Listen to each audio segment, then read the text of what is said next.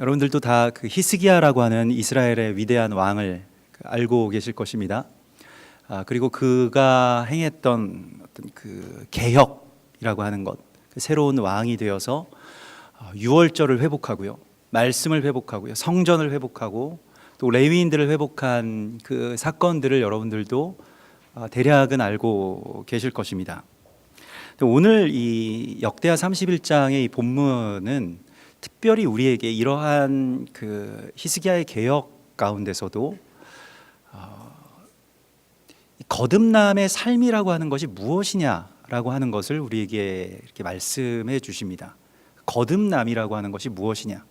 그러니까 우리가 구원을 받고 예수 믿고 다시 살았다라고 하는 것에 대해서 여러분들은 그 자신이 있으신지, 또 내가 완전히 그렇게 됐다라고 믿으시는지 잘 모르겠습니다. 우리가 굉장히 어떻게 보면 맞는 말이기도 한데, 교회에서 그 조금 강조하다 보니까, 믿음으로 말미암아 구원을 얻는다라고 하는 것에 대해서 강조하다 보니까 자꾸 이제 뭐 구원의 확신이 있습니까? 이런 것을 계속, 그러니까 있어야 된다. 넌 구원의 확신이 있어야 된다. 있어야 된다. 이렇게 좀 강요하는 것처럼도 느껴지곤 하는데, 가끔 이제 저도 길 가다가 이제 전도를 받곤 하는데, 정류장 같은 데서 그래서 뭐 예수 믿고 뭐 구원 받으십시오. 뭐 또 때로는 뭐 이렇게 구원의 확신이 있으십니까? 뭐 그렇게 물어볼 때 뭐 이렇게 선뜻 잘 대답을 저는 못 하겠더라고요. 목사임에도 불구하고. 물론 뭐 예수님께서 그 구원을 이루셨다라고 하는 것에 대해서 그 믿음에 대해서는 저도 한치도 물러섬이 없을 수 있겠습니다만은, 그러나 그 구원이라고 하는 개념이 우리에게 그냥 그것으로 그냥 우리가 끝났다라고 하는 것은 아니지 않는가? 성경에서 우리에게 그렇게 말씀을 하십니다. 그러니까 그 바울도 그렇게 말하죠. 내가 그 모든 것을 다 이루었다 함도 아니요. 빌립보서 3장 11절에서요. 내가 이미 얻었다 함도 아니요, 온전히 이루었다 함도 아니라 오직 내가 그리스도 예수께 잡힌 바 된 그것을 잡으려고 달려가노라. 나는 그 과정 가운데 있을 뿐이지, 천하의 바울 사도도 자기 자신이 온전하게 다 이루었다, 그 구원이 내 안에서 다 성취됐다라고 절대로 말하지 않습니다. 우리가 예수 믿고 구원받았다라고 하는 것은 그냥 우리가 시작했다라고 하는, 구원의 여정을 시작했다는 것이지 그것으로 끝났다라고 하는 이야기는 아닙니다. 이것이 조금 오해가 되어서 여러 가지 문제들이 일어나죠. 오늘 이 역대하 31장의 본문에서도 이 모든 일의 끝남에라고 이렇게 나옵니다. 이 모든 일이 끝남에라고 하는 것은 유월절을 온전히 이루었다는 것입니다. 유월절을 회복하고 유월절을 완전하게 지키고 유월절 가운데 모든 백성들이 들어올 수 있었다는 것입니다. 이 유월절이라고 하는 것은 출애굽을 의미하는 것이고, 또 신약에서는 그것이 세례 혹은 구원받았음을 의미하는 것이죠. 또한 예수 십자가를 의미하는 것이 유월절입니다.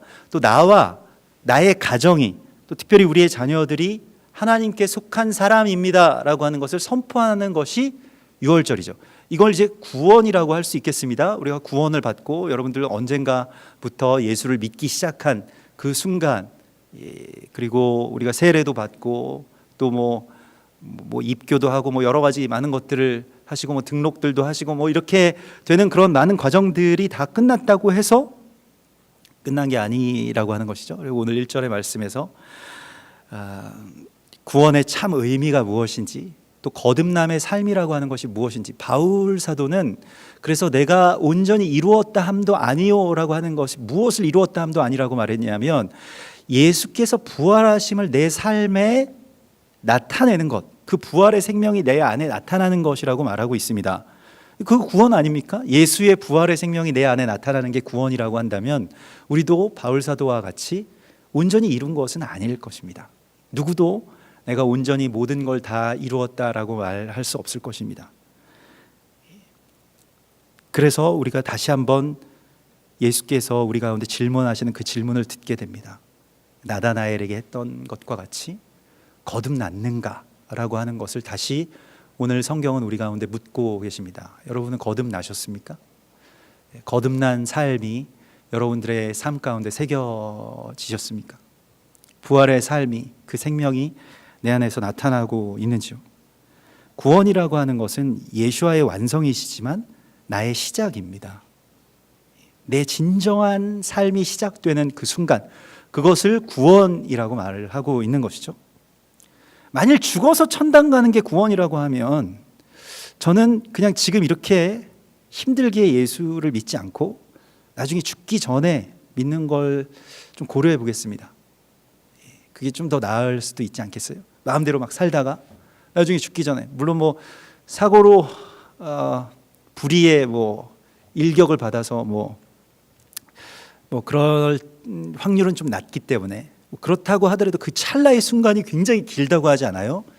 뭐 사고 날 때에도 막 인생 전체가 다 돌이켜진다고 하는데 그 몇 초의 순간 속에서, 그러면 가능성이 있지 않을까 이런 생각도 할 수 있겠습니다만은, 그러나 하나님께서는 우리가 그렇게 그냥 천당 가는 게 구원이라고 절대 말씀하시지 않았습니다. 우리가 살아가는 이 삶이 예수의 부활 생명으로 가득 차게 되는 것을 구원이라고 말씀을 하시고 있는 것이죠. 물론 그것이 살아서도 구원이요, 또 죽어서도 구원일 것이고, 영원히 우리가 그와 같은 삶을 살게 될 것인데, 만일 지금 우리가 그리스도 예수와의 부활의 생명을 살아갈 수 없다면, 예수와께서 언젠가 이 땅 가운데 재림하셔서 우리에게 부활 생명을 주신다고 해도 그 부활의 생명을 살아갈 수 있는 길이 열리게 될까요? 저는 그것에 대해서 조금 의문입니다. 이게 자동적으로 마치 어떤 시대가 되면 우리가 그냥 자동적으로 다 부활의 생명을 살아갈 수 있다는 것에 대해서 회의적입니다. 왜냐하면 그러려면 하나님께서 우리에게 지금 이렇게 아웅다웅 이 삶 속에서 이렇게 고난 당하면서 어렵게 애통해하며 땀 흘리며 수고하며 살아가는 삶을 허락하시는 것이 무의미하게 느껴지기 때문입니다.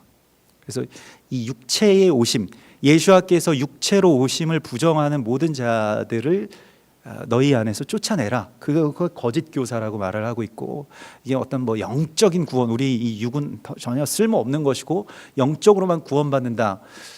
언젠가 어떤 분이 뭐 저희 성도분이 아닌데 그런 뭐 전화를 오셔가지고 계속 그런 말씀을 계속 하셔서 영지주의와 가까운 그러한 이 신앙이라고 그렇게 말씀을 드렸더니 좀 기분이 안 좋아하시더라고요. 그런데 우리가 영적으로만 구원을 받는 것이 아니고 이 육에 예수와의 그 부활의 생명이 새겨지는 것에 성경은 대부분의 모든 말씀을 다 거기에 말씀하고 있습니다. 나중에 영적으로 어떻게 뭐 천국에 가서 뭐 어떻게 한다, 그런 그 이원론적인 세계관은 사실은 헬라적인 플라톤이 만들어낸 어떤 허구의 세계관이지 우리에게 주신 하나님의 이 세계는 아닙니다. 예수와께서 부활하셨을 때에도 육을 갖고 계셨다는 것을 알아야 됩니다. 그 영의 존재만이 아니었죠. 시간도 초월하고 공간도 초월하시지만 실제로 뭘 드시기도 하십니다. 그럼 그 육이죠. 그냥 뭐 영혼이 와서 무슨 뭐 잿밥을 먹는 것처럼 그런 개념이 아닙니다. 그렇기 때문에 우리가 이제 오늘 이 본문의 말씀 속에서 구원받은 이후의 우리의 삶, 구원으로 말미암아서 시작된 우리의 삶이 어떠해야 되는가를 오늘 이 히스기야와 그의 백성들의 이야기를 통해서 우리 가운데 하나님 보여주십니다. 그래서 6월절의 끝이 그 백성들의 시작이었던 것을 오늘 우리에게 보여주십니다. 그래서 그들이 무엇을 했는가, 히스기야 왕과 백성들이 어떻게 했는가를 보는 것이 우리의 이 구원의 삶의 이야기에 굉장히 중요한 어떤 그 메시지를 준다고 할 수 있겠습니다. 먼저는 무엇을 했을까요? 주상들을 깨뜨리며 라고 나옵니다. 이 주상이라고 하는 것은 이제 바알 신상을 말하는 것인데요, 주로 이스라엘의 이 주상이라고 하는 것은 그 바알이라고 하는 말하자면 이 집의 주인이다라고 하는 것을 깨뜨렸다는 것입니다. 그 바알은 그 바알, 그러니까 베이트 엘 이렇게 해서 이 집의 가장 최고가 누구냐라고 하는 것을 이제 의미하는 것이었거든요. 근데 사람들이 바알을 섬긴다는 것은 바알이라고 하는 우상을 섬긴다기보다는 아무튼 이 집의 모든 최고 가치관, 이 집의 최고의 우선되는 것, 최고 우두머리 아니면 우선적인 것이 무엇인가 라고 하는 것을 말한다는 것입니다. 그렇게 그렇게 생각하면 우리의 집에도 다 바알이 하나씩 있을 겁니다. 집 주인의 신이라고 하는 거예요. 그러니까 예수님께서 사마리아 여인에게 가서 네 남편을 데려오라 할 때 그 남편이라고 하지 않고 네 주인을 데려오라 이렇게 말하시거든요. 주인. 그 집의 주인이 누구냐? 그걸 뭐 남편이라고도 보통 일반적으로는 이제 그 당시, 요즘에는 좀 바뀌었습니다만 그 당시에는 아무튼 그 집의 주인이 남편이었거든요. 그러니까 그 남편이라고도 쓰고, 그래서 자기 남편을 바알이라고 부릅니다. 그러니까 그 이스라엘 여자들이 자기 남편을 우리 집 주인 양반이 이렇게 부르거든요.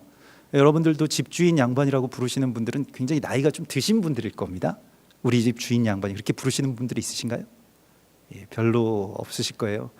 예, 옛날에나 그랬지 우리 집에 뭐 주인이 당신이냐 뭐 이렇게 점점 설 자리가 집 주인 양반들이 다들 없어지시니까요. 예, 그래서 다들 찬밥 드시고, 자녀들에게는 밥 이만큼씩 주는데 살찐다고 배 나온다고 먹지 말라 그러고 뭐, 주인 양반들의 순환 시대가 지금 요즘에 있죠. 아무튼 모든 것이 누구 위주로 돌아가느냐, 누가 가장 윗자리에 있느냐, 누가 그 집의 정말로 메인이냐라고 하는 것. 뭐 어쩌면 대부분의 가정에서는 자녀들일 수도 있겠습니다. 또 어떤 가정을 보니까 집의 주인이 막 인테리어더라고요. 인테리어를 너무 예쁘게 해놓고 막 잡지에도 나오고 뭐 그랬는데 가보면 너무 이게 스트레스 받는 거예요. 너무 예쁜 집에 사는데 막 어질러지는 게 막 굉장히 싫은 거예요. 막 아이들이 뭐 와서 뭐 우리 아이들 가면 막 불안해가지고 막 어디 기스나고 막 페인트가 벗겨질까 뭐 얼룩이 질까 뭐 그래가지고 항상 그렇게 예쁘게 하고 늘 사는 삶이라고 하는 게 잡지에 나오는 삶처럼 살 수는 없지 않습니까? 한번 그냥 나오고 말았으면 그 다음부터는 다 뭐 어차피 뭐 먹으면서 더럽혀지고 이렇게 돼야 되는데 너무 이게 주가 되니까 삶이 이렇게 뭐 주객이 전도됐다고 할까요? 인테리어가 사람을 그냥 집어삼키더라고요. 그래가지고 가면 빨리 나오고 싶고 뭐 아무것도 건드리면 안 될 것 같고, 그래서 예쁘다는 말만 계속 해줘야 될 것 같고, 그래가지고 사람보다 이게 너무 압도하면 별로 안 좋다 이런 생각도 뭐 들곤 하는데, 어떤 가정에서는 뭐 주가, 그러니까 이 주 신상 그 자리를 보면 알 수 있는데 제일 메인 가운 정중앙에 가장 높은 곳에 있는 것이 대부분은 다 좀 TV이지 않을까요? 점점 그 바알 주상이 커지더라고요. 예전에는 뭐 조금 했는데 점점 이만해져 가지고 아직 벽 한 면을 막 차지하고, 또 그것도 굉장히 만족스럽게 또 그래서 이걸 정말 치우려면 얼마나 또 오랜 세월이 걸릴까. 크면 클수록 이게 치우기 어렵거든요. 저도 집에서 TV 치우는데 시간이 좀 많이 걸렸습니다.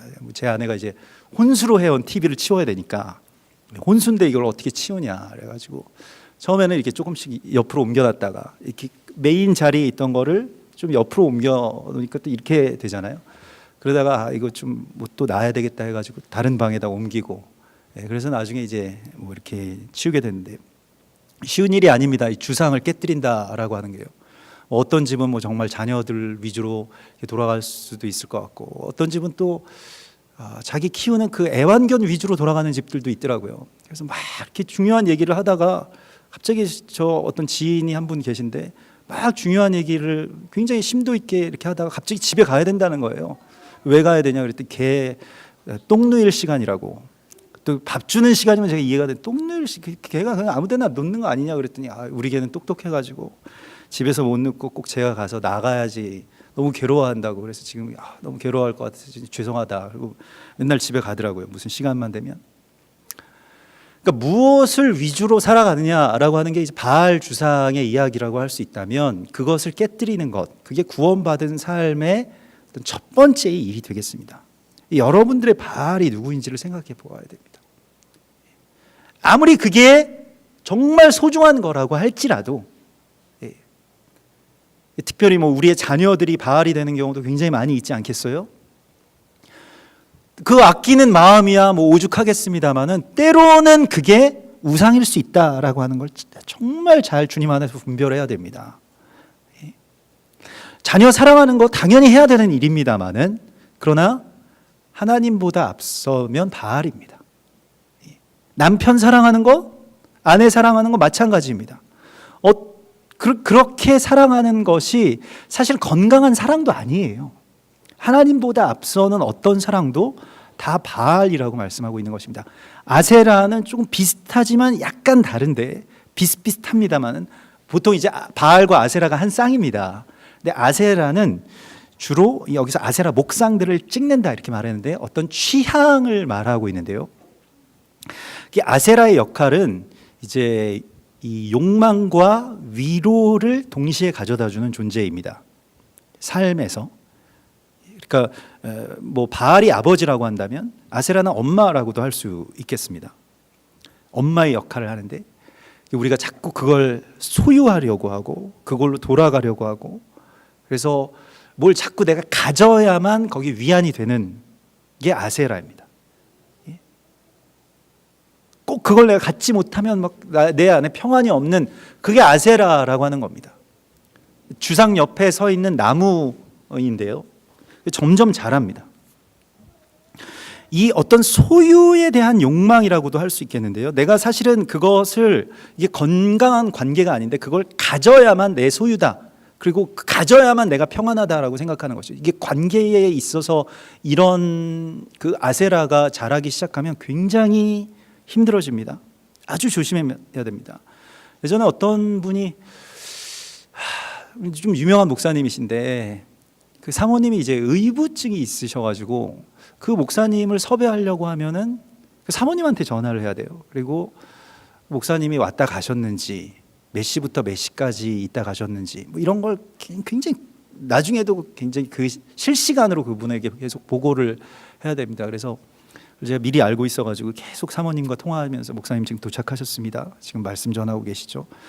조금 있다가 가실 겁니다. 끝나고 지금 나가셨습니다. 아마 차가 막혀서 얼마 정도 걸릴 겁니다. 이렇게 계속 사모님한테 말씀을 드렸어요. 안 그러면 뭐 힘들어지시니까. 그러니까 어떤 대상을 향한 애정과 사랑 또 그에게서 받는 위로가 점점 의존적으로 변해가는 것, 그게 나무처럼 이제 자라거든요.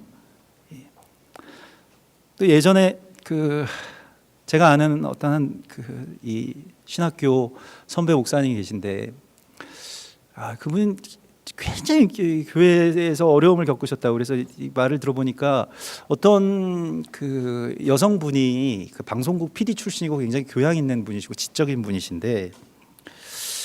편지를 보내셨다는 거예요. 그래서 이 편지를 장문의 편지를 막 몇 장씩 되는 편지의 내용이 요약하면 이렇습니다. 당신이 나에게 보여주고 베푸신 사랑을 이제는 받아들이기로 했습니다. 이런 내용이었다는 거예요. 그래서 이제는 제 마음을 당신에게 허락해야 될 것 같다고 이런 식으로. 그분 뭐 남편도 있으시고 그런데 그래서 그러면 선배님이 그분에게 뭐 굉장히 친절하게 대하셨냐 그랬더니 아니라는 거예요. 그리고 그 목사가 성도들이랑 인사할 때 안녕하세요 이렇게 반갑게 인사하고 웃으면서 인사하지 막 싫어하면 안녕하세요 뭐 당신 인사는 하지만 싫어요 이렇게 인사하지 않잖아요. 부드럽게 인사하고 그냥 똑같이 대했는데 그분의 마음에는 어느샌가 저 목사님이 나를 사랑하고 계시는구나. 나 어떡하지? 굉장히 부담스러운데 나는 남편도 있고 가정도 있는데 어떡하지? 이런 생각들로 막 이렇게 고민하다가 급기야는 그래도 나의 마음을 나의 삶을 당신에게 드리겠습니다. 편지를 썼다는 거예요. 이거 어떻게 해야 되냐고. 그래서 뭐 굉장히 고생하시고 뭐 그 사모님까지 나서셔서 이렇게 말씀을 하시는데도 잘 듣지 않고 그래서 힘들게 그 이야기들이 이렇게 뭐 정리 아닌 정리가 되었다고 이렇게 말씀을 하시더라고요. 우리가 우리의 어떤 위로자이신 보혜사 성령님이 우리의 자리에 주가 되지 못하시면, 우리의 자리에서 자라지 못하시면 다른 것들을 의존하게 됩니다. 그거는 이 어떤 법칙과 같아서요. 우리는 성령께서 우리 안에 거하셔야만 위로를 받고 살 수 있게끔 지음을 받았기 때문에 만일 그것이 없으면, 그 성령과의 관계가 내 안에 없으면 반드시 그 성령의 자리를 차지하는 다른 것들이 생기게 됩니다. 그게 자녀들이든 아니면 그게 남편이든 그게 어떤 대상이든 아니면 그게 뭐 쇼핑이든 무엇이든 간에 그걸로 내가 위로를 받고 계속 집착을 하게 된다는 거예요. 그런 일들이 굉장히 많이 일어납니다. 그게 뭐 물건이 될 수도 있고요. 그게 어떤 뭐 짐승이 될 수도 있고요. 그게 사업이 될 수도 있고요. 그게 돈이 될 수도 있고. 하여튼 그게 있어야 나는 편해요. 그게 있어야 나는 위로를 받고요. 그게 없으면 나는 마치 엄마 뱃속에서 나와서 앙앙앙앙 울고 있는 그 아기처럼 불안해요. 자꾸 불안해지는 겁니다. 왜 그럴까요? 왜 모든 현대인들이 그렇게 불안할까요? 보혜사 성령께서 그 자리에서 우리를 안아주시고 위로해 주시는 그 지점 가운데로 우리가 나가지 못하고 있기 때문에 그렇습니다. 보혜사 성령님만이 우리의 위로자가 되십니다. 보혜사 성령님만이 나의 치료자가 되시는 거예요. 보혜사 성령님만이 나의 만족이고 나의 평안이 되십니다. 이 보혜사 성령님이 내 안에서 점점 자리를 잃게 되시면 결국 다른 것들이 그 자리를 차지하게 되는데, 그게 바로 가짜 엄마, 곧 마리아라고 할 수 있겠습니다. 그 마리아 숭배 사상이라고 하는 게 다 가짜 엄마 숭배 사상이거든요. 사람은 다 엄마 뱃속에서 나올 때부터 불안감 속에 휩싸여서 살아갑니다. 보호를 받을 수 없고 나만 혼자 이 세상에 남겨졌다라고 하는 연민과 불안감과, 그래서 난 이거 없으면 이게 나를 지켜줄 거야, 이것만이 나를 지지해주고 나를 치료해주고 나의 삶을 보장해줄 수 있어. 주로 이런 것들, 뭐 일반적으로 많은 분들은 이제 돈을 또 그렇게 생각하시죠. 나의 의지할 엄마 같은 주님은 성령님 한 분밖에는 계시지 않습니다. 이 관계가 회복되면 다른 어떤 비정상적인 의존들을 우리가 회복할 수 있습니다. 그러므로 우리가 성령을 구하십시오. 여러분, 성령을 구하셔야 됩니다. 많은 남자들을 보십시오. 우리 한국 남자들 술 없이는 못 사는. 제가 제 친구 중에도 매일같이 퇴근할 때마다 혼자서 술 마시는 친구가 있습니다. 너무 힘든 거예요, 삶이. 그 친구도 예수 믿는 친구인데도 불구하고 매일 집에 갈 때마다 남들이랑 마시는 것도 이제 싫다는 거예요. 혼자 맨날 집 앞에서 마시고 들어간다고 하는데, 삶이 정말 너무 힘들겠구나, 이런 생각들이 들더라고요. 하나님이 나에게 그런 그 퇴근 후에 마시는 술 한 잔보다 못하다는 거잖아요. 거기에서 주님과 깊은 어떤 교제의 시간 속에서 주님이 나에게 터치하시는 그 터치를 한 번만이라도 느꼈다면, 이게 뭐 술을 끊어야 주님을 믿을 수 있다, 이것이 아니라 주님의 사랑을 깊이 느끼면 여러분, 마시지 않아도 살 수 있습니다. 퇴근하고 마시지 않아도 주님과의 관계가 풍성하면 주님과 늘 동행하는 그 자리에서 그 느낌을 성령 안에서 취한다고 하잖아요. 성령이 우리를 취하게 하시거든요. 별로 기쁜 일이 없는데도 기쁘고요, 만족할 일이 별로 상황적으로 보면 없는데도 그냥 오늘 참 기쁘고 만족한 날이다 라고 하는 것을 느끼게 되는데, 왜냐하면 성령 때문에. 그게 성령의 충만함입니다. 여러분, 이 성령의 충만함을 받으십시오. 예수께서 십자가에서 죽으셔서 우리에게 주신 선물입니다. 손을 내밀며 숨을 내쉬며 이르시되 성령을 받으라. 이걸 우리가 취해야 되지 않겠어요? 예수께서 주신다고 말씀하시는데 뭐 그거 말고 전 딴 게 있어요, 이렇게 말해서는 안 됩니다. 예수님이 주신다고 하실 때 받아야 돼요. 예수님께서 오늘 여러분에게 성령을 받으라고 말씀하십니다. 여러분, 성령을 받으십시오. 사모하는 마음을 갖고요, 다른 자리들을 비워내면 성령께서 들어오십니다. 성령을 대신하고 있었던 그 아세라 목상을 찍어내라고 말씀하십니다. 처음에는 작은 새싹 같은 것이었겠죠. 그게 점점 자라가지고 큰 나무가 되어버려서 베어낼 수 없는 상태가 된 그 아세라 목상을 찍어내어버리는 것, 이 두 가지, 바알의 주상과 아세라 목상을 찍어내어버리라고 주께서 말씀하십니다. 이게 구원받은 자의 삶인 거예요. 그리고 어떻게 했습니까? 백성들이 산당들과 제단들을 제거해 없앴다라고 나오고 있습니다. 특별히 이스라엘의 역사에서는 많은 왕들이 하나님의 말씀을 지키려고 많이 노력했던 왕들이 개혁을 하기 시작했는데, 뭐 아사라든가, 뭐 우리가 잘 아는 여호사밧이라든가 아사랴라든가 이런 왕들이 개혁은 잘 했습니다만은 마지막에 제거하지 못한 게 있습니다. 그게 산당입니다. 근데 히스기야는 산당을 제거하거든요. 산당을 제거하는 것. 그래서 다 그 모든 것들을 회복하였으나 산당은 남겨두었더라, 산당은 제거하지 않았더라 하였더라. 뭐 이렇게 나옵니다. 근데 산당이라고 하는 것은 무엇일까요? 산당이라고 하는 것은 결국 우리가 예수를 믿되, 우리가 하나님을 믿는데, 우리가 구원은 받았는데, 이제 우리가 교회도 다닙니다. 우리가 주의 일도 합니다. 근데 그게 항상 보면 내 입장, 내 상황, 나의 처지, 내 감정, 내 가족, 나의 진로, 나의 사역, 내 믿음, 내 의, 그런 것들이 하나님의 마음보다 더 앞서는 것을 말합니다. 근데 이거는요, 잘 구별이 되지 않습니다. 외견적으로 보아서는 산당이라고 하는 것도 꼭 같습니다.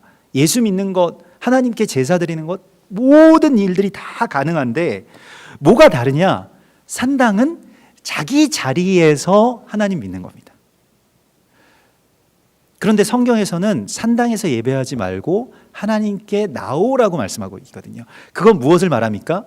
자기 자리를 떠나, 본토와 친척과 아버지의 집을 떠나, 예배라고 하는 것은 결국 자아라고 하는 그 산당에서 예루살렘이라고 하는 하나님의 본향으로 들어가는 것을 말합니다. 올라가는 것을 말합니다.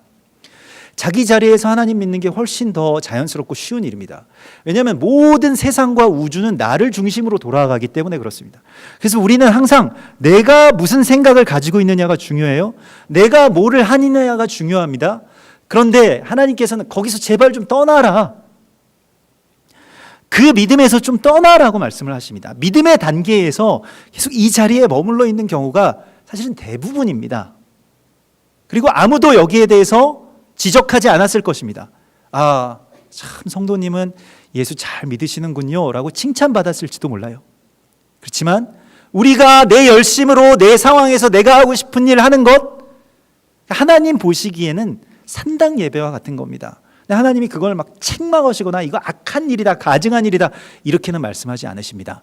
산당은 제거하지 못했지만 그러나 하나님의 보시기에 선한 일들을 행하였더라. 그러니까 이것은요, 좀 믿음의 단계에 있어서 완전하게 떨쳐버리지 못한, 자기 자신을, 자아를 떨쳐버리지 못한 우리의 삶의 한계를 그대로 증명합니다. 많은 사람들이 예수를 잘 믿으려고 하였지만 산당을 제거해야 된다는 생각까지는 이르지 못합니다. 이 참 어려운 거예요. 외견상 그렇게 큰 문제는 없어 보이는 신앙생활입니다마는 하나님의 나라와 그분의 생각에는 별로 관심이 없습니다. 그러니까 선교는 그냥 선교사님들이 알아서 하시고요. 이스라엘의 회복 뭐 알겠어요. 맞는 얘기하지만 그때 되면 그냥 주님이 알아서 하실 일이지 뭘 우리가 그걸 나서 가지고 하느냐. 예? 교회 일은 목사님이랑 교회의 뭐 핵심적인 분들이 그냥 알아서 하시고, 나는 하여튼 예수는 잘 믿을 테니까 좀 내 삶에 이렇게 개입하거나 귀찮게 하거나 그러지 말고 내가 알아서, 내가 때 되면 내가 마음 내키는 대로, 내가 옳은 대로 할 테니까 제발 나를 내버려 두라, 이렇게 이야기를 합니다. 이게 특정한 사람들의 이야기가 아니라 사실은 우리 모두의 이야기이고 우리 모두의 믿음의 단계이기도 합니다. 산당을 폐하한다라고 하는 이 결단은 나에게서부터 빠져나오는 마지막 지점의 출애굽이 되겠습니다. 이 나라고 하는 것, 이 출애굽이, 애굽이라고 하는, 이 미스라임이라고 하는 것은 다른 외부적인 요인이 아니라 사실은 놓아져도 하나님이 자유케 하셨어도 자유케 되지 못하는 마지막 그 장벽, 나를 둘러싸고 있는 이 애굽, 미스라임은 결국에는 그 완악한 마음을 가진 바로는 결국 나였다는 것입니다. 나의 자아라는 거예요. 그래서 저도 그렇고 많은 사람들을 이렇게 결국에는 다 뭐 굉장히 뭔가 이렇게 주의 일을 열심히 하고 난다 긴다 하는 많은 사람들도 결국에는 자세히 보면, 자세히 주님 안에서 감찰해 보면 그 산당이구나 라고 하는 걸 느끼게 됩니다. 신명기서 12장에 보면 이게 중앙성소사상이라고 하는, 그러니까 신학적인 용어로 중앙성소사상이라고 하는데요.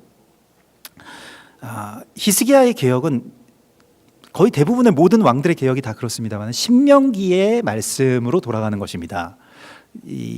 그런데 이 신명기 12장의 말씀에서 이렇게 말씀하십니다. 너희가 쫓아낼 민족들이 그들의 신들을 섬기는 곳은 높은 산이든지 작은 산이든지 푸른 나무 아래든지를 막론하고 그 모든 곳을 너희가 마땅히 파멸하며 그 제단을 헐며 주상들을 깨뜨리며 아세라상을 불사르고, 이게 지금 히스기야의 개혁과 꼭 같죠? 또 그 조각한 신상들을 찍어 그곳의 이름을 그곳에서 멸하라. 너희의 하나님 여호와께는 너희가 그처럼 행하지 말고, 이 그처럼 행한다는 것이 무엇이냐면 오직 너희의 하나님 여호와께서 자기의 이름을 두시려고 택하신 곳으로 찾아 나아가서 거기 곧 너희 하나님 여호와 앞에서 먹고 너희 하나님 여호와께서 너희의 손으로 수고한 일에 복 주심으로 말미암아 너희가 너희 가족이 즐거워할지니라. 이게 무엇이냐면요, 그래서 우리가 예루살렘에만 가서 예배드려야 된다, 우리가 성전에만 나와서 예배드려야 된다, 이 사상이 아닙니다. 이것은 잘못된 신학이고요. 이 말씀은 너희가 이 뒤에 이제 말씀이 나오는데, 이 12장에 우리가 오늘 여기서는 각기 소견대로 행하였거니와 너희가 거기서는 그렇게 하지 말라라고 말씀하십니다. 그러니까 중앙 성소 사상이라고 하는 것, 주님의 제단으로 나아간다라고 하는 것은 무엇일까요? 각기 소견대로 행하는 그 모든 신앙생활에서 벗어나는 것입니다. 우리는 각기 소견대로 행했어요. 내가 보기에 옳은 것, 내가 할 수 있는 것, 내가 좋아하는 것, 이게 각기 소견입니다. 여기에서 빠져나오라고 말씀을 하시는 것이 주님께서 우리를 부르시는 일입니다. 산당을 폐하는 일입니다. 각기 자기 소견에서 나와서 하나님의 의에 이르게 되는 것, 그리로 나오라고 말씀을 하십니다. 이스라엘의 회복에 대해서 저도 나랑 무슨 상관이 있느냐라고 하는 그 싸움에서 정말 오랜 시간 동안 버텼습니다. 우리가 이 원유맨의 사명이 교회에게 있다, 오케이, 맞는 말씀인데 너무 큰 말씀이고 너무 대승적인 말씀이고 너무 인류 구원의 이야기잖아요. 뭐 알겠는데 그 나랑 무슨 상관이, 내 사역이랑 무슨 상관이죠? 하나님, 저는 그냥 제 사역 열심히 할게요. 하나님, 제가 이렇게 정말 오랫동안 버텼거든요. 하나님께서는 우리가 어떤 삶을 살든지 하나님의 마음에 합하기를 원하시죠. 물론 내가 사는 삶에 하나님 관심이 많으십니다만은, 그러나 내 삶을 주관으로, 내 삶을 중심으로 세상을 돌리시지는 않습니다. 하나님의 나라의 회복을 위해서 나의 삶이 나아가기를 원하시죠. 그렇기 때문에 우리가 하나님 안에서는 뭘 해도 괜찮아요. 바울처럼 나는 비천에 처할 줄도 알고 풍부에 처할 줄도 알고. 아니, 가말리엘 문화생이, 그 당시로 치면 무슨 뭐 하버드 정도 나온 학벌일 겁니다. 그 정도의 사람이 어디 가가지고 밥도 제대로 못 얻어먹고 맨날 맞고 사람들에게 무시당하고, 그 직업이라고는 무슨 뭐 텐트 만드는 일들을 누구랑 뭐 어디 가서 한다는데 주로 어디에 가서 얹혀서 살고, 이게 지금 그 동기생들, 동문생들이 보면 한심하다, 한심해. 다들 그 이스라엘의 어떤 관료 정도 했을 겁니다. 이 바울도 청년기에 그 아주 초급 관료로서 막 뛰어다니지 않았습니까? 다 무슨 뭐 어디 뭐 고시 패스하고 행시 패스하고 뭐 이렇게 해가지고 다들 한 자리씩 차지하고 있는데, 바울만 점점 나이 먹어가면서 점점 더 비참해지죠. 이게 돈 없으면 계속 어디 나가가지고 뭐 밥도 한 번 못 사고 맨날 얻어먹고 뭐 이런 상황이 되는 거예요. 그런데 바울이 말합니다. 나는 비천에 처할 줄도 알고 풍부에 처할 줄도 안다. 이 일체의 비결을 배웠다라고 말합니다. 여기에 자유가 있기 때문에 그렇습니다.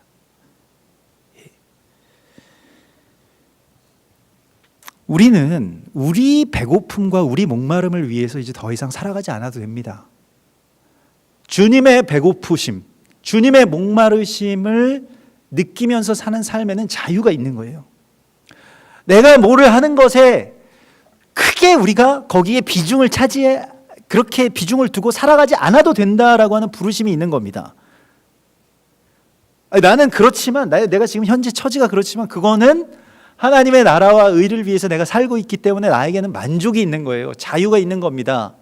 만일 그렇게 우리가 살지 못한다면 하나님의 목마르심, 예수와의 목마르심을 해결해 드리기 위해서 내가 나의 삶을 드리지 못했다면 나는 다른 것들을 가지고 거기에 계속 목매면서 살아갈 겁니다.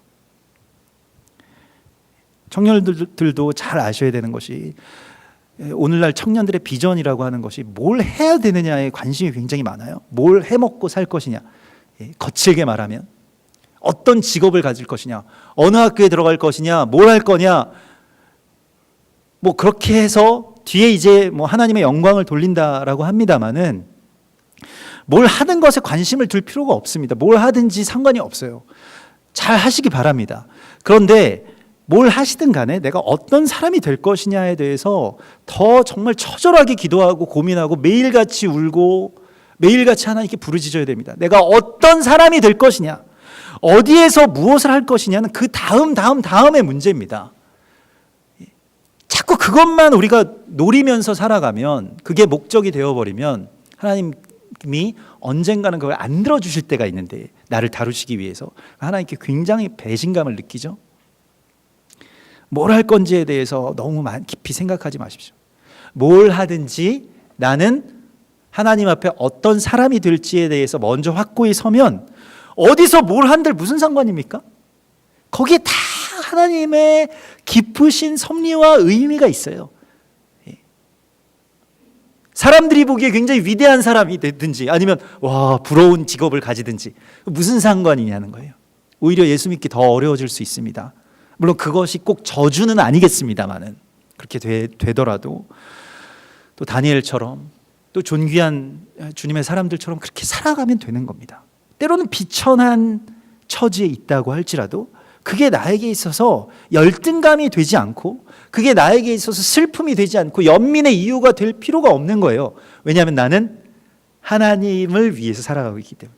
얼마나 기쁜 일입니까? 누가 나를 무시해도 상관없어요. 누가 나를 존경하지 않아도 상관없습니다.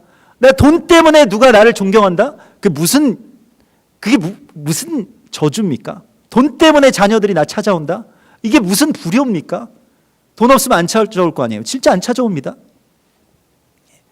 그래서 끝까지 그 돈을 막 붙들고 있다가 자녀들에게 야금 주다가 뭐 저 자린고비 같은 영감 막 뒤에서 막 그렇게 욕하는 소리도 듣지 못한 채로 계속 늙어가겠죠. 얼마나 저주입니까? 어떤 사람, 내가 하나님 앞에 어떤 사람인지에 대해서 자녀들에게 보여줘야 그 자녀들도 아 우리 부모님은 비록 나에게 많은 재산을 물려주지는 않으셨지만은 그러나 하나님께 모든 것을 드린 분이셨구나 라고 하는 것을 찬양하고 감사하지 않겠어요? 자꾸 그 자녀들의 먹잇감이 되려고 노력하실 필요가 없습니다. 자꾸 다 나눠주시고 자녀들에게 계속 말씀하십시오. 너희들에게 물려줄 것은 아무것도 없다. 이미 너희들에겐 끝났다.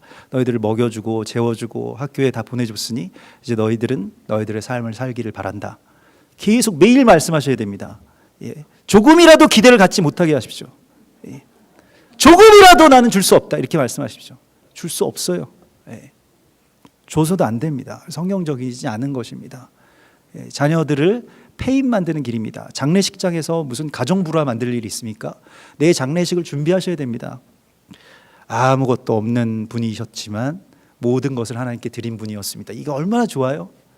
얼마나 귀한 고백입니까? 그리로 돌아가셔야 됩니다. 그래서 백성들이 어디로 갑니까? 백성들이 이 모든 일들을 다 하고 자기들의 본성, 자기 곳으로 돌아갔다. 이게 항상 하나님의 말씀이 회복되고 예배가 회복된 끝에 일어나는 일들은 희년입니다. 희년은 자기 자리로 돌아가는 것이고요. 자기 자리로 돌아가는 것이 신부의 단장입니다. 자기가 원래 살아가야 될 본 모습, 본 자리로 돌아가는 것입니다.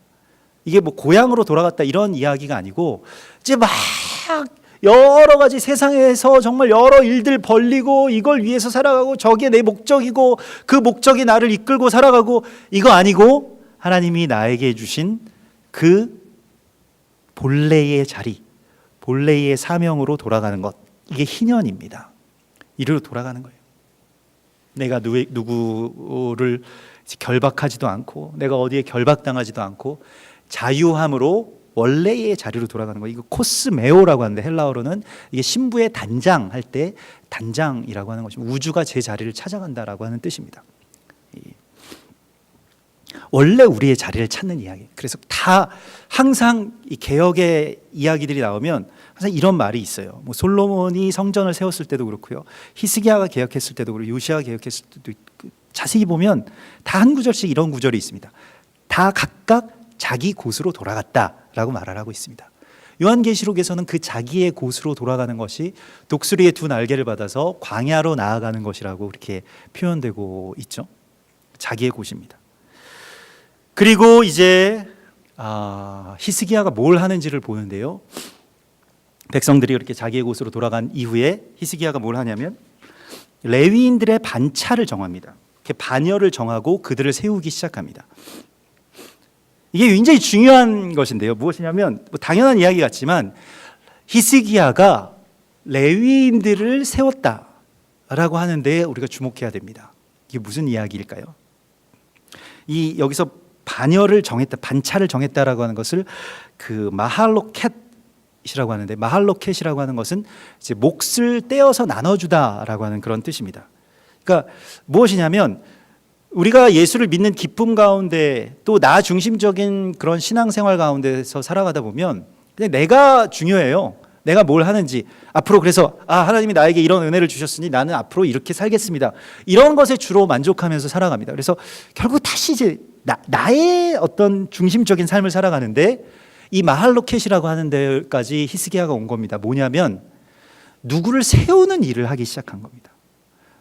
이게 우리의 믿음의 여정 가운데 정말로 중요한, 여러분들의 이제 이 삶 속에서 굉장히 중요한 의미를 갖는데, 전에는 우리가 유아기적일 때에는 내가 뭘 하는 게 굉장히 중요합니다. 내가 어떤 사역을 하고, 내가 어떤 일을 하고, 내가 어떤 은혜를 받고, 이게 굉장히 중요한데,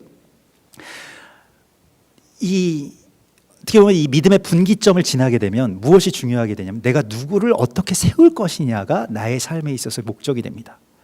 엘리야가 그랬죠. 엘리야가 갈멜산에서 바알 선지자, 아세라 선지자랑 막 싸우고 대적하고 믿음을 지켜내고 그렇게 하는 것도 엘리야에게 주신 사명이고 중요한 것이죠. 거기까지 가는 것도 중요합니다.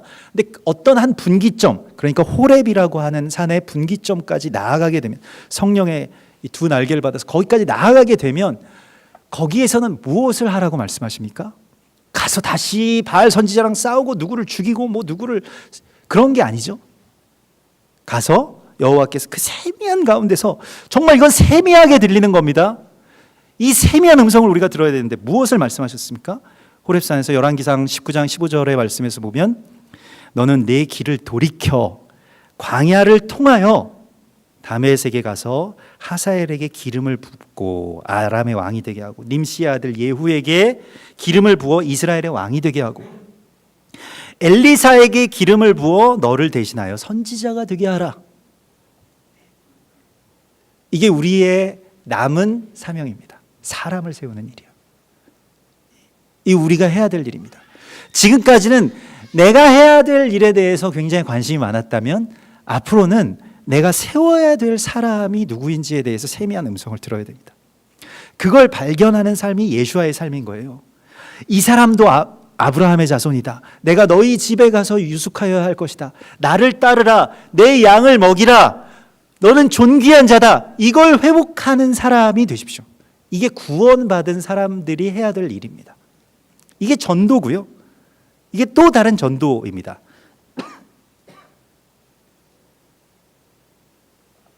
오늘 말씀을 보면 내가 무엇을 할지 무엇을 이룰지에 대해서만 힘쓰는 그런 삶에서 이제 너는 돌이켜 광야를 지나서 사람을 세우는 사람이 되라고 말씀을 하십니다. 이게 사람 낚는 어부입니다. 예수와의 제자가 된다는 것은 내가 뭘 많이 알고 내가 뭘 하고 내가 어떤 것들에 대해서 무엇을 이루었고 이게 문제가 아니고요. 사람을 낚는 어부가 되는 것입니다.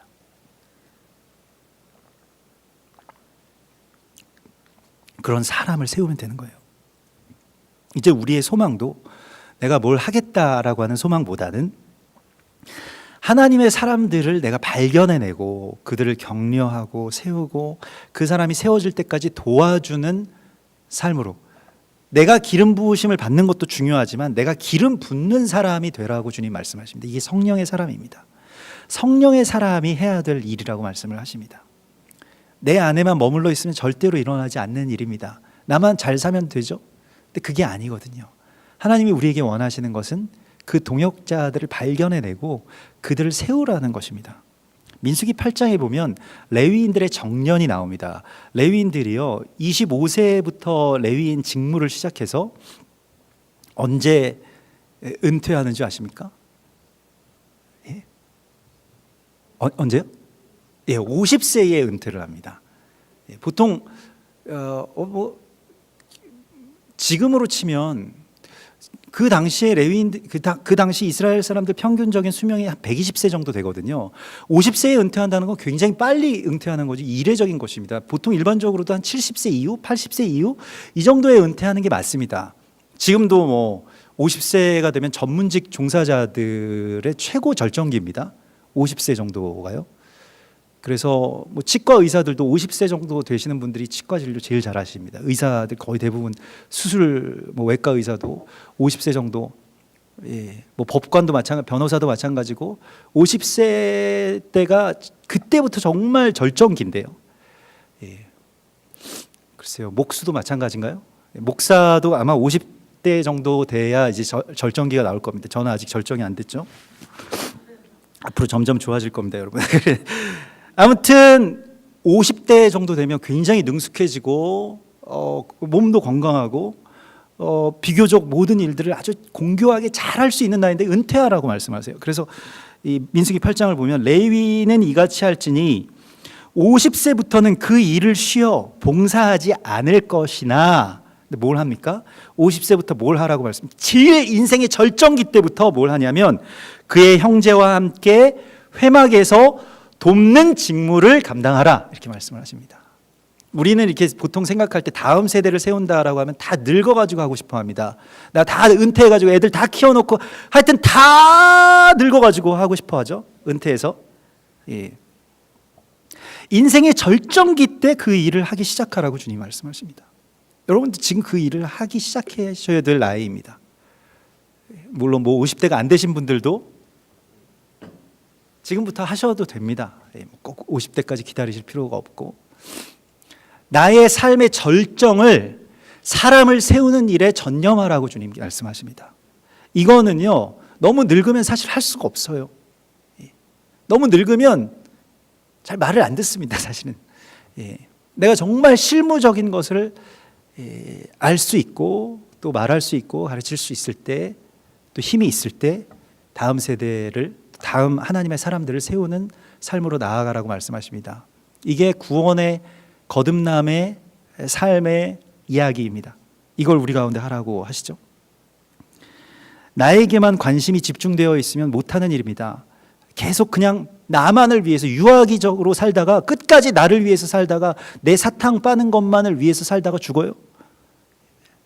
얼라로 사는 겁니다. 계속 평생을.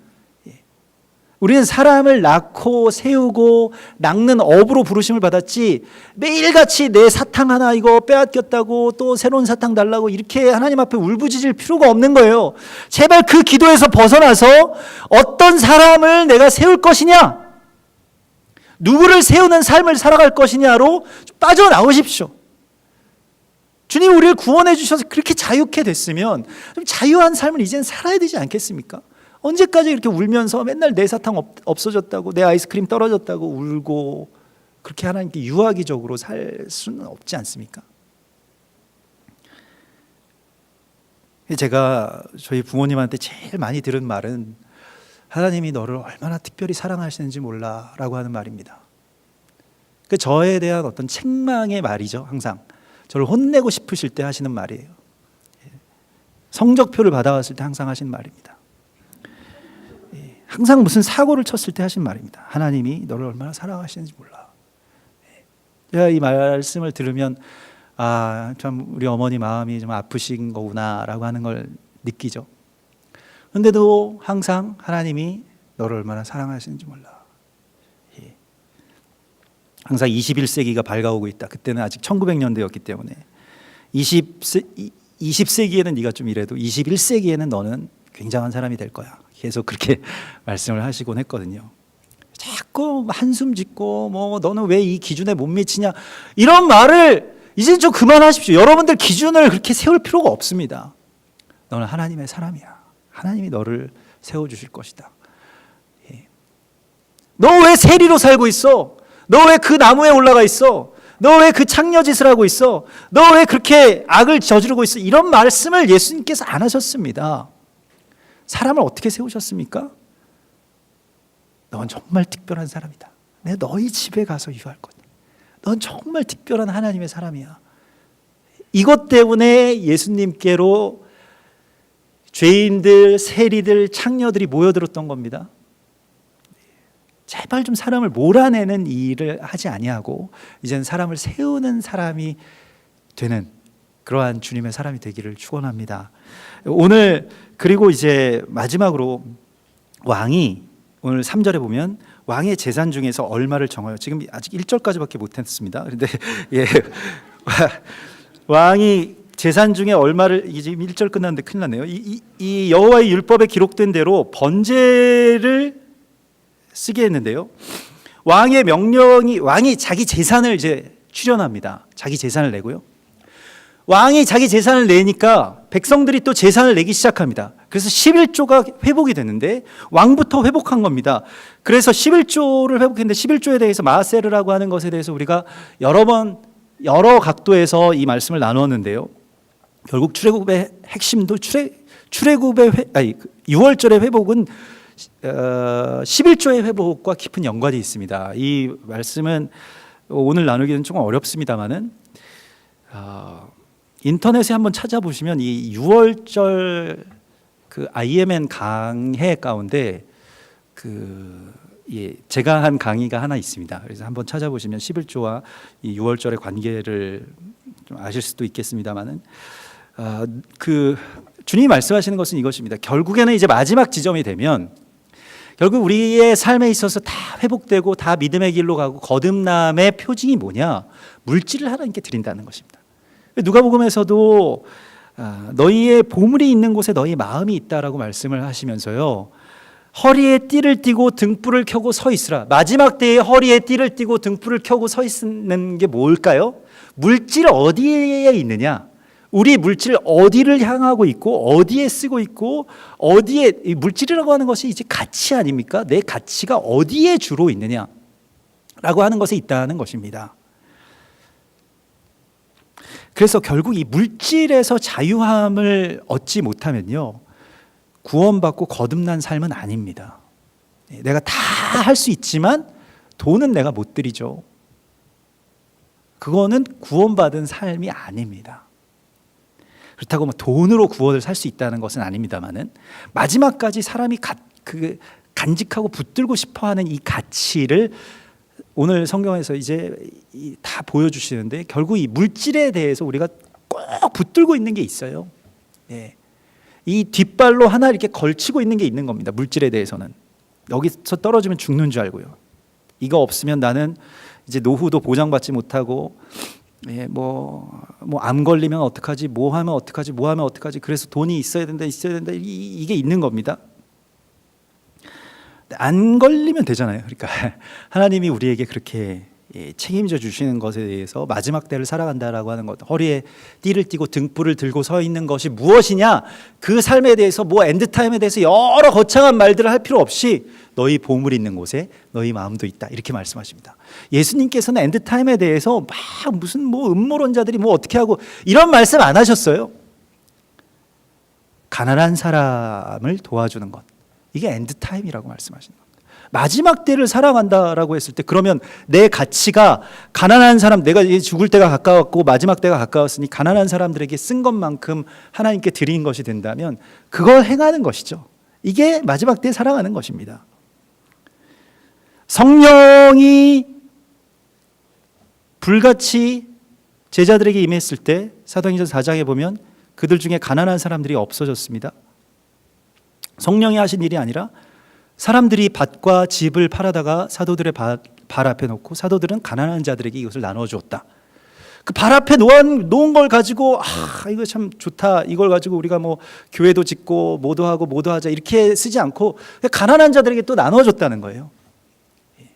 아니, 사도들도 이게 견물생심이라고 이 물질들이 이렇게 오면 굉장한 사업을 벌려보고 싶지 않았겠어요? 사실은 자기 집과 밭을 팔아서 가져온 사람들도 대단한 거지만 사도들도 대단한 겁니다. 처음으로 어떻게 보면 돈 맛을 본 거잖아요. 예?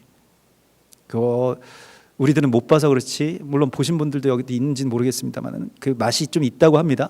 근데 그 맛을 보면 이제 계속 그걸 갖고 싶고 그걸로 뭘 굉장한 것들을 하고 싶은데 사도들도 그걸 고스란히 가져다 가난한 자들에게 주었다는 것입니다. 여기에 초대교회의 위대함이 있는 것이고 성령이 우리 가운데 역사하실 때 일어나는 일들이 바로 이것입니다. 오늘 10절의 말씀을 보면 사독의 족속 대제사장 아사랴가 그에게 대답하여 이르되 백성이 예물을 여호와의 전에 드리기 시작함으로부터 우리가 만족하게 먹었으나 남은 것이 많으니, 그러니까 언제부터 만족이 있고 언제부터 부요함이 있습니까? 여호와께 드리기 시작하면서부터 만족함이 있는 거예요. 우리는 만족하면 드리겠다라고 계속 다짐을 합니다. 하나님이 저에게 요만큼만 땡겨주시면, 한 10억만 땡겨주시면 제가 뭐 1억 드리는 거는 유도 아니죠. 10억만 땡겨주세요. 자기 9억 갖겠다는 얘기 아니에요. 결국에는 잘 계산해보면. 근데 그것이 아니라 하나님께 완전하게 다 드리고 나면 하나님이 만족할 정도로 주신다라고 말씀하십니다. 순서가 자꾸 바뀌었어요. 그래서 드리지 않고 하여튼 남는 거 드리고 싶어 합니다. 우리 불안해서 그렇죠. 먼저 드려야 남는다라고 말씀을 하시는데도 불구하고 남는 걸 드리겠다라고 말합니다. 이 순서가 차이가 있으니까요. 이 비밀을 알면 정말 부자 됩니다. 이 비밀을 알면요, 정말 여러분 구워주고 나눠주고 베푸는 사람이 되실 수 있습니다. 정말입니다. 되게 간단한 비밀인데 우리가 몰랐던 거예요. 신명기 15장 7절에 보면 내 하나님 여호와께서 내게 주신 땅 어느 성읍에서든지 가난한 형제가 너와 함께 거주하거든 그 가난한 형제에게 내 마음을 완악하게 하지 말며 내 손을 움켜쥐지 말고 반드시 그 손을 펴서 그에게 필요한 대로 쓸 것을 넉넉히 구워주라.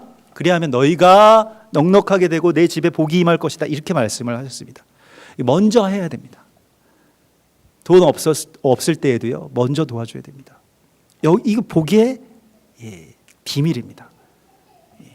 정말 부자 되고 싶으시면 정말 그렇게 하십시오. 저는 예전에 신학교 다닐 때 이 비밀을 깨달았거든요. 그래가지고 지갑에 가끔씩 이제 제 전도사로 할 때 그 부장 장로님이 도서비 하시라고 뭐 얼마씩 주세요. 그러면 지갑이 현금으로 주시니까 막 두둑합니다. 제 교회에서 받는 사례비는 이게 학비로 들어가기 때문에 사실은 제가 뭐 이렇게 돈을 만질 일이 없잖아요. 근데 지갑이 가끔씩 이렇게 두둑해집니다. 또 지금 생각해도 꽤 많이 주신 것 같아요. 김영란법에 걸릴 정도로 많이 주셨는데, 그래서 그걸로 뭐 책도 사고 오래간만에 못 먹었던 갈비탕도 먹으러 가야겠다. 저 신학교에 가끔씩 이제 그런 돈 생기면은 신학교 동기들이랑 잘 못 먹으니까 동기들이랑 같이 가서 그 워커힐에 그 명월관이라고 하는 곳이 있습니다. 거기서 한번 호사를 누리는 거예요. 갈비탕을 먹습니다. 거기서 갈비탕이 그때 10,000원인가 그랬는데 8,000원인가 10,000원인가 그랬는데, 그래도 그 호텔에서 갈비탕을 먹는다는 게 얼마나 귀한 일입니까? 난 좀 창피한 일이죠. 사실 거기 갈비탕 먹으러 오는 사람들이 어디 있습니까? 다 고기 먹으러 오는데 우리는 갈비탕 2개만 주세요 이렇게 해서 먹는데도 마음이 막 부자가 된 것 같은 거예요. 그래서 가끔씩 그렇게 먹는데 어느 날 그런 생각이 들었습니다. 내가 이게 자꾸 이제 돈이 얼마 있다 이 생각이 드는 거예요. 지갑에. 그래서 지갑에 얼마 있다라고 하는 생각이 들 때마다 이게 주님께 드려야 되겠다 이런 마음을 했습니다. 가난한, 또 저보다 더 가난한, 저는 이제 부자 교회에서 막 사역을 했기 때문에 학비도 막 전액 지원이 되고 실제로 신학교 다닐 때 장학금도 받았기 때문에 공부 잘해서 장학금을 받은 건 아니지만 아무튼 뭐 그럴 일이 있었습니다. 아무튼 그래서 장학금을 받고 그렇게 다녔기 때문에 장학금도 더블로 받았죠. 그러니까 저는 되게 부자였어요. 학교 다닐 때 럭셔리한 삶을 살 수 있었습니다. 장학금을 더블로 받으면 장학금 한 학기 장학금 고스란히 남잖아요. 거기다가 막 도서비도 챙겨주시지 얼마나 좋았는지 몰라요. 근데 자꾸 이게 돈이 이렇게 있으니까 자꾸 뭔가 이렇게 사고 싶은 것도 많고, 오늘은 명월관 갔다가 내일은 좀 저기 중국집도 가볼까 뭐 이런 생각도 들고 막 그러는 거예요. 그래서 성경 말씀도 잘 눈에 안 들어오고, 그래서 어느 날 하나님 너희의 보물 있는 곳에 마음도 있다라고 하는 이 말씀을 듣고 결심을 했습니다. 정말 이걸 실천해봐야 되겠다. 정말 가난한 신학생, 저보다 가난한 처지에 있는 분들 되게 많았거든요. 요번 학기에도 뭐 학비를 대출을 해야만 이렇게 등록 겨우 할 수 있는 분들도 많았거든요. 저 같은 케이스는 굉장히 드문 케이스였습니다. 근데 아무튼 그런 분들, 생활비도 없고 기숙사비도 없고 그런 분들이 얼마든지 굉장히 많이 있었습니다. 지방에서 올라온 그 신대원생들 가운데. 그래서 그냥 제가 나눠주기 시작했습니다. 아무 부담 갖지 말고 이번에 더블로 받았으니까 전도사님 이번에 등록하시는데 쓰세요. 뭐 지갑에 얼마 있으면 뭐 드리고 이런 식으로 이제 생활을 해봤거든요. 그랬더니 점점 더 주세요. 그래가지고 점점 더 많이 그때 그래서 이게 복의 어떤 그 원칙이라고 하는 것은 불변하는구나라고 하는 걸 새삼스럽게 이렇게 느끼게 됐는데 사도행전 20장 35절에서 주는 것이 받는 것보다 낫다라고 하신 예수와의 말씀을 기억하라. 바울이 유언처럼 남긴 말입니다. 여러분 주는 것이 받는 것보다 나은 거예요. 내가 많아서 주는 것도 아니고요. 부족해서 못 주는 것도 아니고요. 내가 부족하기 때문에 나는 꼭 누구에게 받아야 된다라고 하는 그런 생각도 할 필요가 없습니다. 주는 것이 받는 것보다 나은 겁니다. 그 복을 누리시길 바랍니다. 내가 마음이 인색해서 못 주는 거예요. 어색해서 못 주는 거예요. 한 번도 이렇게 나는 항상 줘본 적이 없으니까. 반드시 여러분들의 손을 펴십시오. 그런데요, 이것도 오늘 11절에 보면 나눔의 기술이 필요합니다. 이 히스기야 왕의 개혁에 있어서 정말 세심하게 이렇게 나누기 시작했는데 여기서 이걸 나누는데요, 레위인과 고아와 객과 과부, 이게 사실은 한 세트입니다. 그러니까 우리가 돕지 않으면 살아갈 수 없는 사람들의 대표자가 레위인이고요, 그 다음에 고아고요, 그 다음에 나그네고요, 그 다음에 과부입니다. 근데 그런 사람들에게 나눠줄 때 우리는 항상 이런 생각을 합니다. 내가 이만큼 주니까 그 사람이 그만큼의 고마움을 표시하는 걸 이렇게 보고 싶어 합니다. 내가 이렇게 주고 나서 이렇게 봅니다. 어떻게 인사하나 이렇게 봅니다. 그렇게 하지 못하게끔 히스기야 왕이 만들었는데 어떻게 하냐면 성전 주변에 방을 만듭니다. 성전이 있으면요, 그 뒤에 방들이 있어요. 그래서 재물들을 거기다가 어떤 레위인들은 갖다 놓습니다. 어떤 레위인들은 그곳에 가서 기도만 합니다. 어떤 레위인과 어떤 과부와 어떤 객은 그게 다 중보 기도자의 방인데 가난한 자들을 위해서 기도하는 방입니다. 거기에서 부족한 만큼 가지고 옵니다. 하나님께 감사하고요. 어떤 사람이 다 가져가 버리면 어떡하냐? 이게 못 믿죠. 누구에게 직접 전달해 주고 싶어 하고요. 근데 이 구제를 굉장히 기술 있게 한 겁니다. 왜냐하면 이거 구제를 받는 입장에서는 누가 나에게 이렇게 도와준다라고 했을 때 내가 이렇게 도와줄 테니 너 도움을 좀 받아라. 그걸 기억해라. 이거 굉장히 부담스러운 일이거든요. 세상에 공짜가 제일 비싼 거라고요. 공짜로 그렇게 나에게 베풀었다가 내가 나중에 후환을 당할 수 있습니다. 실제로 그런 일들도 많이 일어나죠. 그런데 내가 누구에게 줬는지를 나도 모르게 하는 겁니다. 또 누가 나에게 주었다는 것을 모르지만 감사하고요. 그 방에 스페이스를 둔 겁니다. 그것이요. 예수께서도 이렇게 말씀하셨죠. 너희는 구제할 때에 내 오른손이 하는 일을 왼손이 모르게 하라. 이게 바로 이 히스기야의 방의 이야기입니다. 누구를 도와주는 데 있어서 생색을 우리가 내서는 안 됩니다. 이거는 명백한 죄악입니다. 그거 얼마 주면서 내가 이렇게 도와줬으니 많은 사람들한테 알리고 또 너에게도 좀 뭘 고마움의 표시를 받아야 되겠다. 이렇게 할 필요가 없는 거예요. 하나님께 드리는 거니까요. 이게 누구를 돕는다라고 하는 것이 그 사람을 도와주는 것이기도 하지만 결국에는 우리가 예수님을 돕는 것 아닙니까?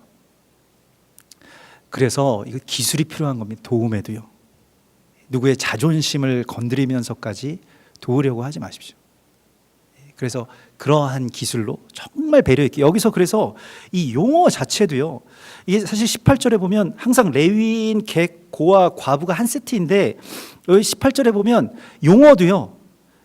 온 회중의 어린아이들과 아내들과 자녀들에게도 주었더라 이렇게 나옵니다. 그러니까 과부니까 과부 받으세요. 고아 받으세요. 이렇게 하지 않고 어린아이들, 자녀들 이렇게 그냥 표현했다는 거예요. 얼마나 배려가 많은 그러한 지점이었는지 모르겠습니다. 우리의 도움이 없이는 살아갈 수 없는 분들이 있습니다. 내 중심적으로 살아갈 때는 보이지 않았던 사람들이 있습니다. 우리 주변에 많이 계실 거예요. 그런데 하나님께서 가장 존귀한 예배자들, 가장 존귀한 레위인들을 그들의 대표자로 삼으셨습니다.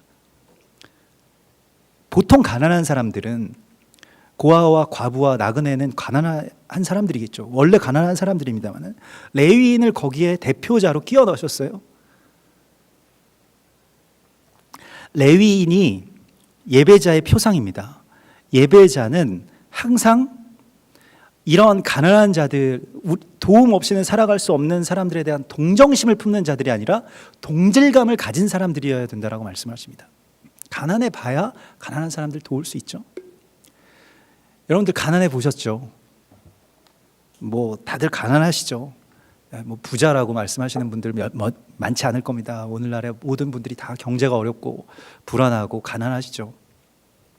근데 더 가난한 분들을 생각할 수 있는 하나님의 마음과 히스기야의 방과 같은 그 여유가 우리의 삶에도 그렇게 지어지기를 소망합니다. 하나님이 이게 우리에게 주신 복입니다.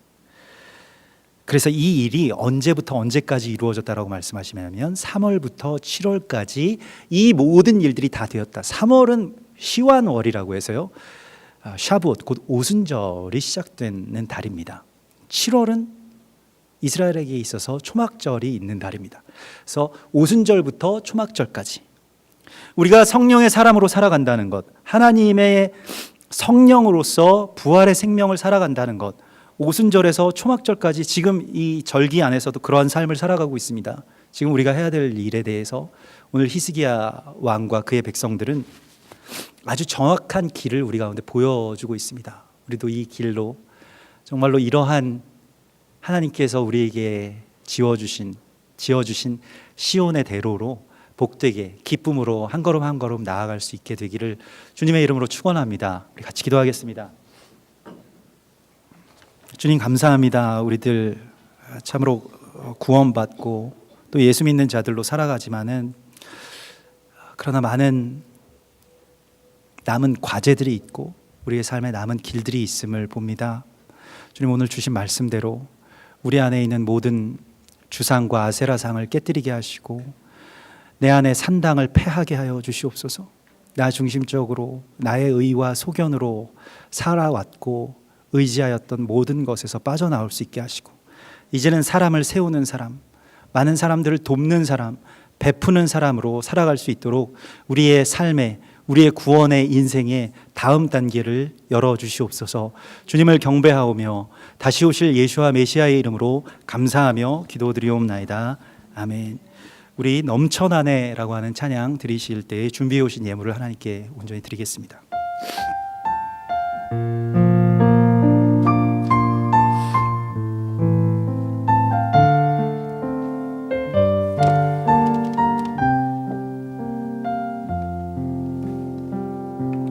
예수 사랑합니다. 예수 사랑합니다. 사랑합니다. 마음을 쏟아서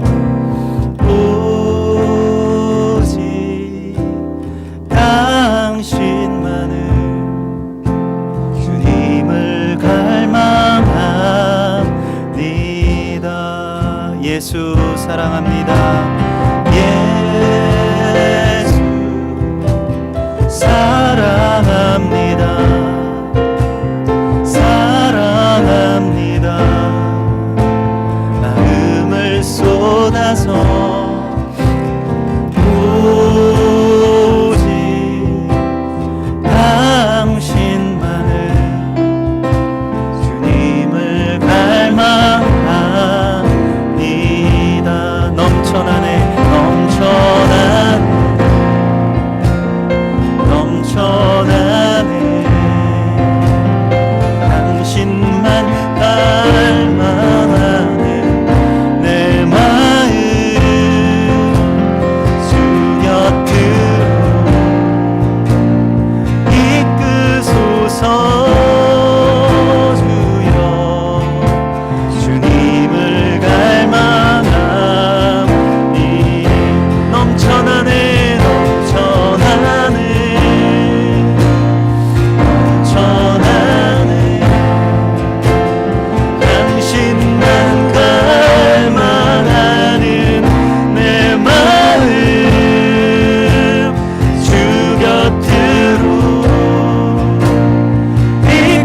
이끄소서 주여 주님을 갈망합니다.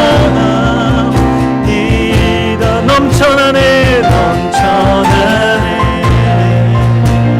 넘쳐나네 넘쳐나네 신만 갈망하는 내 마음 주 곁으로 이끄소서 주여 주님을 갈망하니 선포합시다. 넘쳐나네 할렐루야 넘쳐나네 갈망하는 내 마음 주 곁으로 이끄소서 아멘. 주님을 갈망하 우리 다 같이 일어나서 찬양합시다. 넘쳐나네 넘쳐나네 넘쳐나네 당신만 갈망하는 내 마음 주 곁으로 이끄소서 주여 주님을 갈망합니다. 넘쳐나네 넘쳐나네 당신만 갈망하는 내 마음 주 곁으로 이끄소서 주여 주님을 갈망합니다.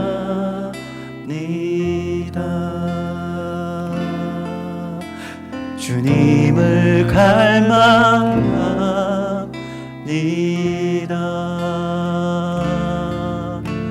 주님을 갈망합니다.